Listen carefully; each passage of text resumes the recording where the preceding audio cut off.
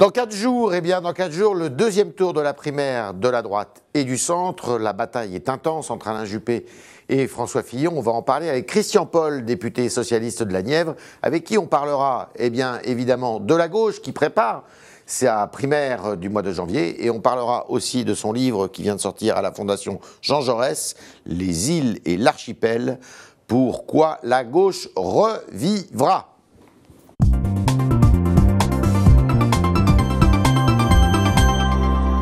Christian Paul, bonjour. Merci d'être dans nos locaux. Actuellement, la droite occupe beaucoup le terrain, mais c'est intéressant d'avoir précisément... Merci de réserver encore un espace à la gauche. Cet chez espace, nous, d'ailleurs, va s'élargir, vous verrez, dans les semaines qui viennent. Avec la primaire, notamment. Bien sûr. Fillon, Juppé, ce sont deux droites différentes, pour vous? Il y a 3 droites dans l'histoire de France. Oui, ça c'est René Raymond. Oui, mais je trouve que ça s'incarne aujourd'hui. Oui. Ouais. Donc la droite orléaniste. La droite orléaniste. Allez, c'est Juppé. Une droite très conservatrice, ouais. C'est Fillon. Ouais. Et puis cette droite bonapartiste qui a été battue avec Nicolas Sarkozy. Oui. En fait, il y a des constantes dans l'histoire politique de la droite. Mais ce qui est frappant, quand même, c'est que s'annonce avec François Fillon, s'il était élu. À votre avis, je ne souhaite pas. Il sera probablement désigné très largement. Je pense qu'il va. Les 2 tiers probablement, mais ça n'est pas ma primaire. Mais ce qui est frappant derrière cette candidature Fillon, c'est une révolution conservatrice et libérale à la française qui se prépare. Ouais. Elle n'a pas le côté caricatural et grimaçant de Donald Trump aux États-Unis. Ouais.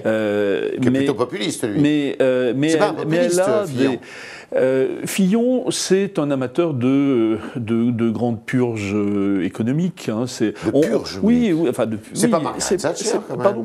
Mais je pense qu'il y a quand même des Chicago Boys qui se préparent là dans l'ombre en France. Enfin, ces économistes ultra-libéraux qu'on a vus aux États-Unis avec Reagan, qui venaient d'ailleurs du Parti démocrate. Qu'on a vu, oui, mais parfois des erreurs d'itinéraire, qu'on a vu en Grande-Bretagne avec Margaret Thatcher. Et c'est pour ça que je dis à la française, parce que ça se fera évidemment dans le cadre français. Dans le cadre français, si François Fillon est élu, ce que je ne souhaite pas. Mais vous savez, ce qui me frappe quand même, notamment sur l'affaire de la réduction du nombre des fonctionnaires, moins 500 000 fonctionnaires. Moins 500 000. Je pense que les Français ne l'accepteront pas.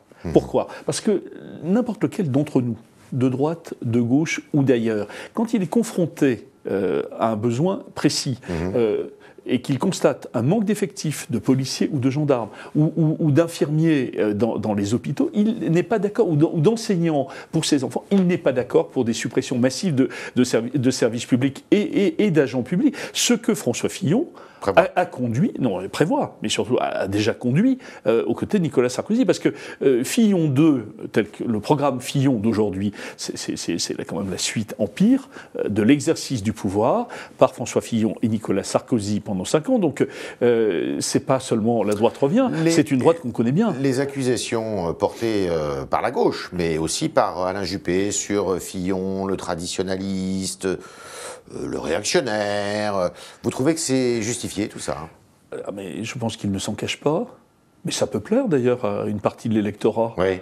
Mais c'est violent parfois. Mais ce qui est le plus fondé, vu de mon point de vue, c'est quand votre collègue président du groupe socialiste au Sénat, M. Guillaume, il dit mais d'aller chercher des poux à François Fillon sur l'avortement, par exemple, ça me paraît tout à fait injustifié. Moi, j'ai 2 problèmes avec François Fillon. C'est que je trouve que notre pays s'est construit au XXe siècle et aussi ces dernières années. Depuis longtemps, quand même, oui, notre pays s'est construit, la République s'est construite sur des fondations laïques. Oui. Et je sens venir comme une forme de retour à une inspiration qui n'est pas celle d'une laïcité qui ne doit pas être d'ailleurs intégriste, qui doit être tolérante. Je crois qu'il ne faut pas créer la confusion entre les affaires de la cité et les... Non, je ne dis pas cela, mais autour de lui, oui, il y en a. Et la deuxième chose, et là, Alain Juppé, pour une fois, je ne suis pas de ceux qui citent souvent Alain Juppé, mais quand il parle de brutalité sociale dans les propositions de François Fillon, je pense qu'il a raison. Bref, vous préféreriez que ce soit Juppé qui sorte du chapeau ? Mais je préfère préférerais qu'il y ait en 2017 une alternance à gauche, je la crois possible, oui, non, mais là... et je vous offre une transition pour la deuxième partie de cet entretien, parce que je pense que... Mais c'est moi qui le conduis, l'entretien, vous n'avez pas de chance. Bien sûr, demain de matin, mais non, plus sérieusement, je pense que ce qui est important là, depuis quelques jours, c'est d'abord, 4 millions de votants dans cette primaire. Ça veut dire qu'il y a un appétit démocratique, la gauche n'en a pas le monopole, les électeurs de droite ont voulu se saisir de cet outil qu'est la primaire. La deuxième chose, c'est que enfin, depuis quelques jours, quelques heures peut-être, on reparle de politique. On reparle de programme politique. Qu'est-ce qu'on faisait avant ? De projets. C'était plutôt une bataille d'hommes, c'était un affrontement violent. Il y a des affrontements très violents au sein de la droite. Je pense d'ailleurs qu'on ne retrouvera pas dans la primaire de gauche la violence des confrontations que nous avons vues dans la primaire de droite. On va en parler. Est-ce qu'il y a, d'après vous, il va y avoir une mobilisation d'électeurs de gauche pour aller voter dimanche, plutôt en faveur d'Alain Juppé, si j'en crois moi, vous avez été surpris par le chiffre donné par les instituts d'opinion, d'études d'opinion, dimanche dernier, 12 à 15% d'électeurs de gauche. Je pense que là, le souvenir, l'ombre portée de la présidence Sarkozy était dans beaucoup de têtes, à droite et à gauche. Et ça a produit ce résultat. C'était pour faire de l'anti-Sarkozy. Moi, j'invite quand même tous ceux qui s'intéressent vraiment à la chose publique, ne jamais oublier que François Fillon a été pendant 5 ans le Premier ministre discipliné et zélé de Nicolas Sarkozy et qu'il a mené la même politique. Donc vous les invitez à aller Donc les tempéraments des hommes sont évidemment différents, mais la politique qui a été menée, les actes, et ça compte les actes. Mais vous ne me répondez pas sur les électeurs de gauche pour dimanche ? Je ne suis pas dans la tête des électeurs de gauche qui sont venus voter à la primaire de droite. Je pense il y en a eu, en effet, parce qu'il y avait une peur panique, bien sûr que non. Il y avait, évidemment aussi, il y avait une peur panique, je crois, de Nicolas Sarkozy, mais l'élection ne doit pas se faire sur la peur, elle doit se faire sur la comparaison des projets, des visions pour la France. Et très franchement, la vision, et vous savez employer ce mot à dessein, la vision de François Fillon est à mes yeux une vision profondément réactionnaire. D'accord. Moi, j'ai employé ce terme, mais ce n'est pas mon terme, c'est le terme que j'ai entendu dans le débat public. Donc, ce n'était pas totalement un hasard. Non, mais c'est parce que je le reprends du débat public, qu'on soit d'accord. Alors, vous avez dit que c'était pas violent, c'était violent à droite, mais alors moi, on attend, pas moi, la primaire de gauche. Vous pensez que ça va pas être violent ? Alors, elle s'organise depuis plusieurs... Hollande va y aller d'abord ? Ça, c'est sa décision. Monsieur Guillaume dit le 10 décembre. C'est sa décision. On peut considérer au moment où nous parlons que le président de la République sortant prépare une nouvelle candidature. Mais enfin, les choses ont tellement été imprévisibles en France depuis quelques semaines. Le départ en fanfare d'Emmanuel Macron, le Premier ministre qui a quand même visiblement quelques fourmis dans les jambes. Donc nous verrons le moment venu. Mais là aussi, c'est urgent.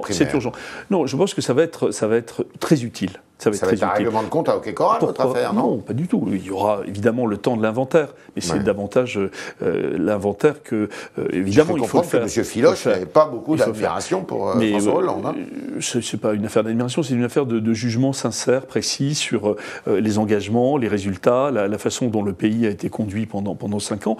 Et j'ai, vous le savez, moi aussi, un certain nombre de reproches à exprimer. Donc l'inventaire est un devoir, pas seulement un droit, mais un devoir impérieux, il faut le mener. Mais ce qui est le plus important, évidemment, dans une élection présidentielle, ça va être de confronter les projets.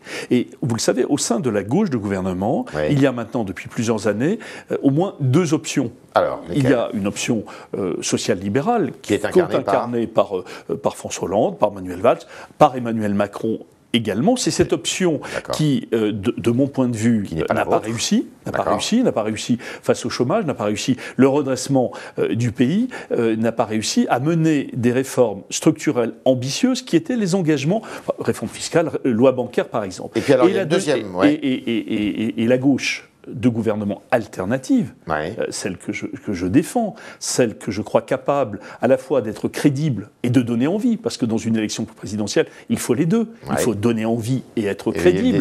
Eh bien, cette gauche-là, elle se prépare aussi dans cette primaire. L'incarne pour la première Montebourg, ça y est, l'incarne évidemment Arnaud Montebourg, Benoît Hamon apporte des idées, mais on n'est jamais d'accord à 100% avec un candidat. Vous allez être derrière qui est Montebourg ou Hamon ? Je le dirai dans quelques jours. Pourquoi ? Parce que Mais probablement dans 8 jours, dans vous 8 le jours. saurez. Dans 8 jours. Dans 8 jours, vous saurez. Parce que vous pourriez être candidat vous-même. Non, je ne serai pas candidat. Je crois déjà l'avoir dit ici. Mais tout simplement parce que je pense qu'il y a beaucoup à faire dans cette période, justement pour gagner cette alternance à gauche. Et le président de la République. Et encore une fois, pourquoi une alternance à gauche ? Parce que ce quinquennat a déçu. Il faut en tourner la page et la primaire doit servir à cela. Mais il y a un réservoir d'idées, de propositions, d'enthousiasme à gauche. Il peut être battu, le président de la République, d'après ce que vous savez de l'électorat, justement, de la gauche du gouvernement, par M. Montebourg, M. Hamon. Mais il le sait très bien. C'est pour ça que très longtemps, il a tardé à accepter l'idée des primaires. Parce qu'il sait très bien que les citoyens viendront aussi pour marquer une forme de déception. Mais quand ils le feront dans la primaire de gauche, ils le feront aussi pour créer quand même un espace de rassemblement. Parce que ce qui est frappant dans cette période, et c'est un des fruits empoisonnés de ce quinquennat, c'est la dislocation de la majorité de la gauche au fil des mois. Et à ce moment-là, le Parti communiste ferait cause commune avec cette gauche alternative que vous décrivez ? Vous en êtes tous vos discussions. Le Parti communiste... Parce qu'il est tiraillé entre Mélenchon... Le Parti communiste, aujourd'hui, est un parti qui a sa place dans ce que j'appelle la grande gauche, qui est celle de 2012, d'ailleurs. C'est celle qui a amené François Hollande aux responsabilités. C'est celle qui dirige un certain nombre de grandes villes. Cette grande gauche, c'est les îles. Pourquoi ce titre ?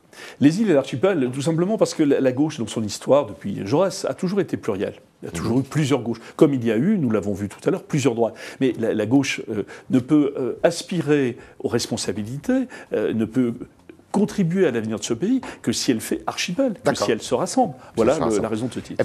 Elle peut être absente du deuxième tour de la présidentielle. C'est un risque majeur que je dénonce depuis plus de 2 ans. Il y a un risque d'effacement, et c'est justement parce qu'il y a un risque d'effacement qu'il faut par millions, je le dis, que les Français viennent dans cette primaire de gauche. Et je vais vous le dire, Yves. Il y en aura combien ? Mais il y en aura beaucoup. Il y en aura beaucoup. Moi, je vous prédis, je prévois... Ça ne sera pas une primaire des pauvres ? Je prévois, non, je ne crois pas. Pas au sens de la fortune, j'espère mais bien. Du nombre il n'y a pas de primaire censitaire. C'est 1 euro. C'est 2 fois moins cher que la participation. Non, mais du nombre de participants. Je vous prédis, je prévois une grande surprise démocratique dans cette primaire de gauche. La primaire de droite a créé la surprise. Il y aura une grande primaire de gauche et ce sera une grande surprise démocratique. Vous avez susurré son nom tout à l'heure, qui s'appelle Emmanuel Macron. Vous allez lire son livre qui sort demain, Révolution. Je le lirai volontiers parce que jusqu'à présent, je n'ai vu aucune idée neuve. J'ai vu une candidature nouvelle, j'ai vu un nouveau visage qui participe au débat public. Je n'ai pas vu une idée neuve. Vous n'avez rien de commun avec lui ? Mais je pense que nous avons en commun de vouloir que l'avenir de ce pays soit meilleur. Je ne le diabolise pas. Par les mêmes chemins. Je ne le diabolise pas, mais nous avons des désaccords profonds sur le bon chemin. Alors, je ne l'ai pas lu, le livre, pour être tout à fait honnête, qui sort demain. Je sais qu'il y a des bonnes feuilles qui vont sortir dans quelques magazines, demain aussi d'ailleurs. J'ai cru comprendre qu'il y avait quelque chose d'un peu neuf sur le cannabis, pas neuf dans le débat, mais qui proposait une espèce de libéralisation du cannabis en France. Vous êtes de cet avis ? Alors écoutez, c'est une question qui a été souvent posée, qui m'a souvent été posée à moi qui n'ai jamais fumé un joint de ma vie, mais qui sait, comme vous, comme beaucoup d'autres, qu'aujourd'hui, l'économie, évidemment, l'économie souterraine dans les quartiers est quelque chose de profondément dramatique.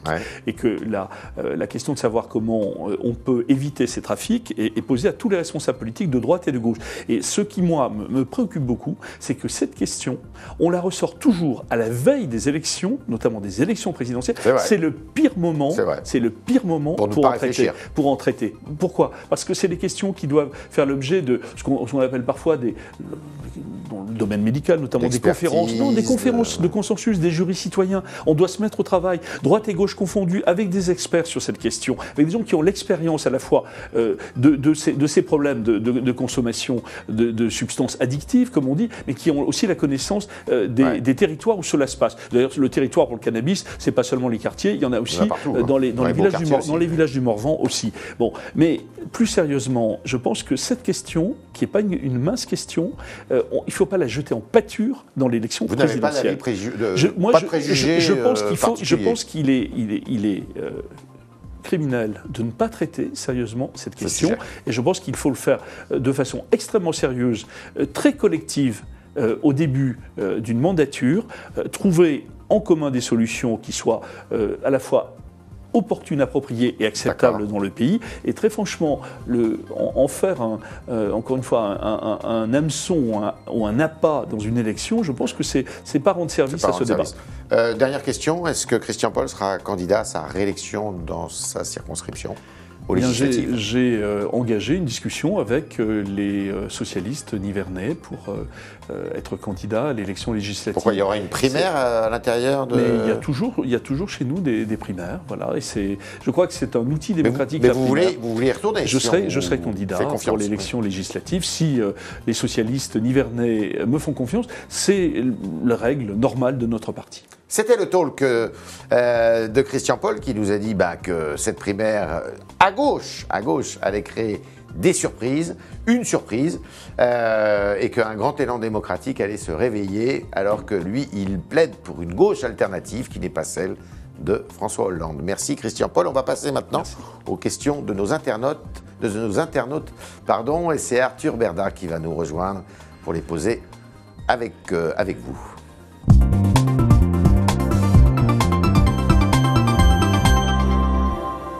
Bonjour Arthur. Bonjour Yves, bonjour Christian Paul. Les internautes sont nombreux à vous regarder. Ils ont une question un peu brutale. Ils disent, mais ce sont les internautes qui font la loi. Ils disent, aujourd'hui, on a un peu le sentiment que les frondeurs, ils marcheraient pour François Hollande et que donc cette primaire, elle n'aura pas lieu, que François Hollande sera candidat et qu'il aura un pont d'or. Ça, c'est très étrange. Ça veut dire qu'on a quand même parfois manqué peut-être d'efficacité dans notre communication. Nous avons voulu cette primaire. Vous n'êtes pas rentré dans le rang. Bien sûr que non, au contraire. Et j'invite à lire ce petit livre qui a été publié par la Fondation Jean Jaurès et où je montre l'absolue nécessité d'une alternance à gauche. Et l'alternance à gauche, ça veut dire qu'on tourne la page de ce quinquennat. Et je fais l'inventaire de ce quinquennat. Donc je vous réponds, cette primaire, nous l'avons voulu, nous l'avons obtenue. Nous l'avons obtenue à un moment où le président de la République, l'appareil du Parti socialiste, n'en voulait pas. Et donc nous la prenons très au sérieux. Nous faisons en sorte qu'elle soit vivante et je souhaite que ça soit un grand événement démocratique où les Français viennent par millions. Et si je dis cela, vous imaginez bien que ce n'est pas pour soutenir François Hollande. Par millions, bien sûr, par millions. Je souhaite que ça soit un grand événement. Et si c'est un grand événement en termes de participation, je vous prédis une très grande surprise démocratique. Le 29 janvier 2017, c'est le second tour de la primaire citoyenne de la gauche. Et je souhaite qu'on vienne y voter de toute la gauche. Voilà, sans exclusive. Guylaine Nivet pose une question intéressante. Fillon donne-t-il des chances à la gauche ? Donne-t-il davantage de chances à la gauche ? S'il est élu, bien sûr. Ce que nous voyons arriver, c'est-à-dire une révolution conservatrice et libérale à la française. C'est-à-dire vraiment le droit du travail complètement fracassé. J'ai porté beaucoup de critiques sur la loi El Khomri, parce qu'elle ouvre la voie, évidemment, à tout cela, mais c'est puissance 10. Une réforme fiscale, mais le contraire de celle que nous voulons. C'est-à-dire la suppression de l'impôt sur la fortune, donc c'est une réforme fiscale très efficace pour les plus riches.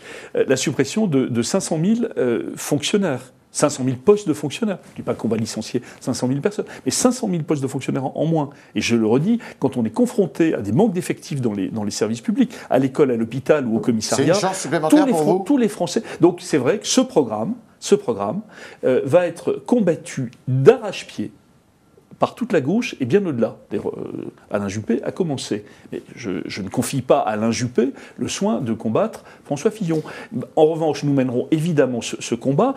Est-ce que ce combat donne davantage de chances à la gauche ? Mais pour cela, il faut que la gauche arrive à se rassembler. Et elle ne peut se rassembler que sur un examen très critique du quinquennat. Vous êtes optimiste pour ça ? Ceux qui ont mené ce quinquennat seront les généraux des faits de 2017. Et donc, c'est vrai, j'ai souhaité le rassemblement de la gauche au maximum dans cette primaire. Alors, vous me direz, il y a Jean-Luc Mélenchon, il y a Emmanuel Macron, etc. Mais ils ont une responsabilité. On ne peut pas dire que c'est le retour des années 30 avec Marine Le Pen ou le retour d'une droite extrêmement conservatrice et libérale et ne rien faire. Donc c'est vrai, le rassemblement à gauche, c'est la seule recette possible pour éviter cette catastrophe politique. On a Alex et Julien qui nous disent que face à Marine Le Pen, l'espace se trouve dans un grand centre. ce qui ne correspond pas tout à fait au courant que vous incarnez. Qu'est-ce que vous leur répondez? Parce que ce sont deux internautes qui ont fait cette remarque-là, en disant l'espace ne se trouve pas tellement du côté des frondeurs ou des communistes d'Arnaud Montebourg, mais plutôt dans un grand centre incarné par Alain Juppé, Emmanuel Macron, etc. Enfin, Alain Juppé, j'ai l'impression que c'est terminé. Emmanuel Macron, c'est encore extrêmement embryonnaire. Vous voyez, je le dis sans être désagréable. Donc, je pense qu'aujourd'hui, comme souvent d'ailleurs dans notre histoire, ça vaut pour le passé, mais ça vaut encore plus pour l'avenir. Le centre est un mythe. C'est le mythe de François Bayrou. Qui a été candidat à plusieurs reprises. Valéry Giscard d'Estaing quand même. Enfin, c'était un centre droit, très droit. D'accord. Oui, j'ai des souvenirs quand même. Donc, très franchement, le centre pour moi est un mythe politique. Il n'y a pas de base électorale pour une politique de cette nature. Et on va le voir au premier tour de l'élection présidentielle. Si la gauche est émiettée, elle est effacée. Voilà, il faut que chacun puisse l'analyser très lucidement, et ça appelle effectivement à la fois du rassemblement au maximum. La multiplication des candidatures telles qu'elles se présentent est le synonyme de la défaite. Question d'Alexis là-dessus. Quelles sont, c'est schématique, les trois grandes différences entre la gauche actuelle et la gauche alternative que vous incarnez? Je crois qu'il y a d'abord une volonté de mettre l'égalité au cœur des politiques publiques. Fracture territoriale, égalité entre les femmes et les hommes, partage des richesses, justice fiscale, c'est quelque chose... Davantage redistributive, votre gauche. C'est pas seulement de la redistribution, il y a des égalités qui ne coûtent pas €1. C'est tout simplement aussi éviter les discriminations, c'est-à-dire mener avec vigueur la bataille de l'égalité. C'est la gauche authentique, mais elle peut être moderne, la gauche authentique, c'est pas interdit. La deuxième chose, c'est l'ambition des transformations. La gauche cette gauche qui a gouverné là pendant quelques années, elle pratique ce que un socialiste qui a écrit aussi un livre récemment, Henri Weber, appelle le compromis d'adaptation à la mondialisation libérale. Bon, nous pensons, nous, qu'il faut mener des transformations plus profondes. Nous sommes une gauche de transformation, pas simplement une gauche d'adaptation. Et la troisième différence, elle est sur le terrain démocratique. Et je pense, je l'ai écrit dans ce petit livre, qu'il faut en France un préalable démocratique. On ne peut pas continuer avec les outils rouillés de la Ve République. Être de gauche aujourd'hui, c'est redonner du pouvoir aux citoyens. Voilà trois niveaux de différence Arthur, sur lequel on aura à se prononcer dans la primaire. Une dernière question. La transition est toute faite. Il y a Dominique qui nous fait remarquer qu'aujourd'hui, le mouvement d'Emmanuel Macron, c'est plus de 110 000 adhérents, marcheurs, adhérents gratuits par un clic sur le site d'En Marche, contre 60 à 80 000 pour le PS et une courbe qui est décroissante pour le PS et croissante pour... Mais vous avez doublement raison. D'abord, ce sont des adhésions d'un type différent. Un clic... de l'autre côté, c'est pas plus démocratique, ça, justement ? Mais je trouve important ce qui se passe là sur le terrain de la recomposition des partis politiques. Je pense simplement que ça ne suffit pas. Il faut maintenant des projets et des programmes. À l'inverse, s'agissant du Parti socialiste, et c'est aussi l'objet de ce petit livre, je pense qu'il a terminé la grande histoire qui avait commencé avec le congrès d'Épinay en 1971. Ce parti, il doit muter radicalement, et pas tout seul. Il ne suffit plus simplement d'ouvrir les portes et les fenêtres. Il faut faire tomber les murs des partis de gauche. Et tomber Jean-Christophe Cambadélis aussi ? C'est pas une affaire d'homme, c'est une affaire d'élan collectif. Tout ce qui peut advenir avant l'élection présidentielle pour réinventer la prochaine gauche est important, c'est dans la primaire, mais il est évident qu'au lendemain même du second tour de l'élection présidentielle, il faudra travailler à construire la prochaine gauche, pas seulement d'ailleurs entre socialistes, à huis clos, à guichet fermé, mais avec une nouvelle génération, et je l'espère, avec toute la gauche. Voilà, c'était l'après-talk. Vos questions, chers internautes, qu'avec Arthur Berda, nous avons posées à Christian Paul, député socialiste de la Nièvre, partisan d'une gauche alternative, et qui a répondu précisément, très précisément à vos questions, et on leur remercie. Merci beaucoup. Merci Christian Paul.